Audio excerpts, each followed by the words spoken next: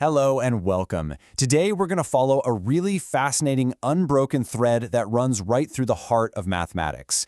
It's a journey that starts with something we all know, the Pythagorean Theorem, and takes us all the way to Bessel's inequality deep in the world of infinite dimensions. Our goal here is to show how one of these ideas grows, almost naturally, right out of the other. So let's dive in. Here's our game plan. We're going to start by looking at Pythagoras in a new light, using the language of vector algebra. Then we'll ask a really interesting question.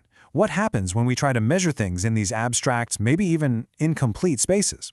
That question is going to lead us straight to the geometric core of Bessel's inequality. And finally, we'll wrap up by looking at why this connection is just so incredibly important across math and science. All right, first up, Pythagoras. Now, we all learned it as a simple rule for right triangles, right?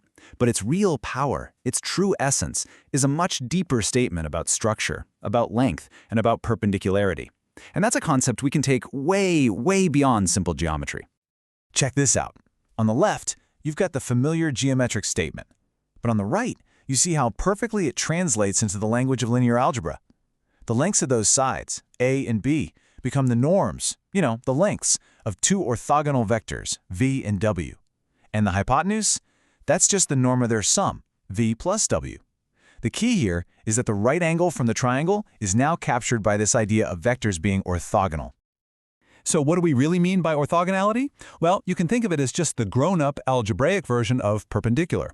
In any space that has a way to measure angles and lengths, what we call an inner product space, we say two vectors are orthogonal if their inner product is 0. That's it. And this one simple concept is the key that lets us take the Pythagorean idea into spaces of any dimension, even infinite ones.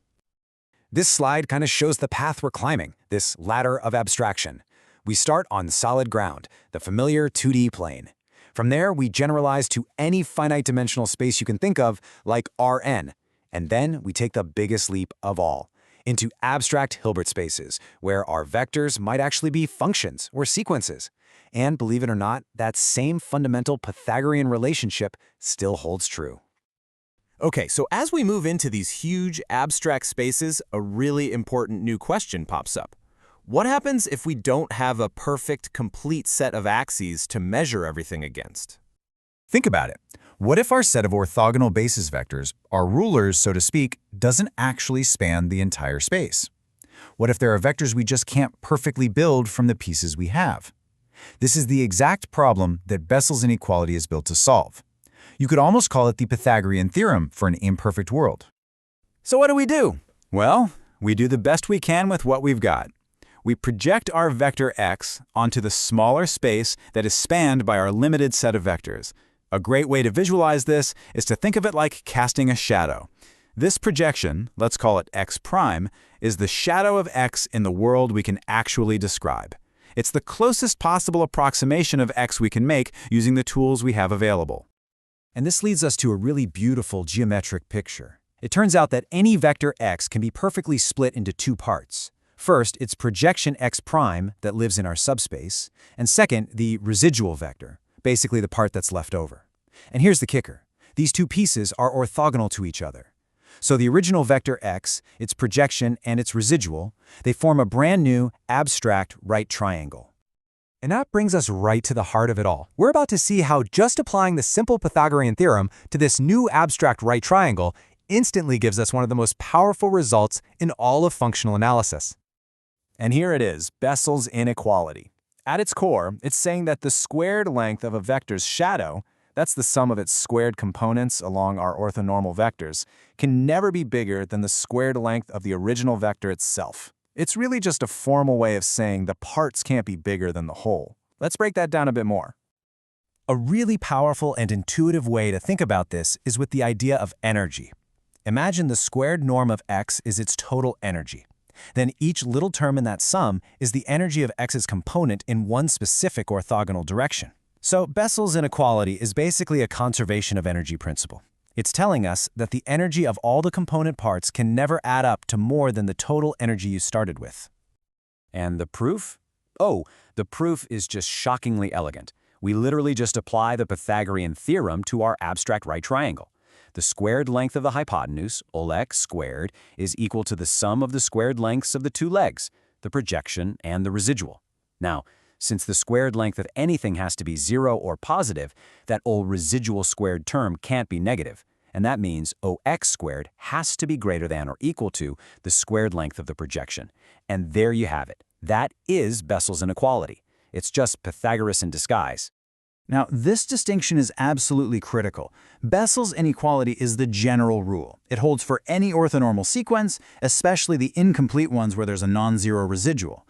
But in that special case where our sequence is actually a complete basis, meaning it spans the entire space, then the residual is 0, there's nothing left over.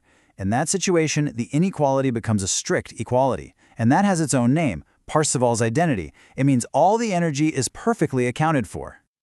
So, we've made this incredible journey from a simple triangle to a profound inequality in infinite dimensional space. But why does it matter? Why should you care? Well, it matters because this abstract geometric idea provides the rock-solid foundation for entire fields of modern science and engineering. Seriously, this isn't just some abstract curiosity. In Fourier analysis, Bessel's inequality is the very thing that guarantees Fourier series converge, which is what makes the whole technique useful. In signal processing, it's the mathematical promise that when you decompose a signal into frequencies, their combined energy won't just magically become greater than the original signal's energy. It's also a fundamental tool in quantum mechanics and the bedrock for countless theorems in functional analysis. So let's just recap our journey real quick. We started with a simple geometric rule about right triangles. We then reframed it using the more powerful algebraic ideas of norms and orthogonality. From there, we generalized it all the way up to the infinite dimensional world of Hilbert spaces. And finally, by asking what happens when our measuring sticks are incomplete, we landed on Bessel's inequality, which is really just the Pythagorean principle applied to projections, giving us this fundamental constraint on energy. When you step back, this journey from Pythagoras to Bessel shows us something really profound about mathematics itself. It shows that the most basic, fundamental geometric intuitions we have from our everyday world, they don't just vanish when things get abstract. They transform, they generalize, and they become the very tools we use to explore the infinite. That simple truth of a right triangle really does echo through it all.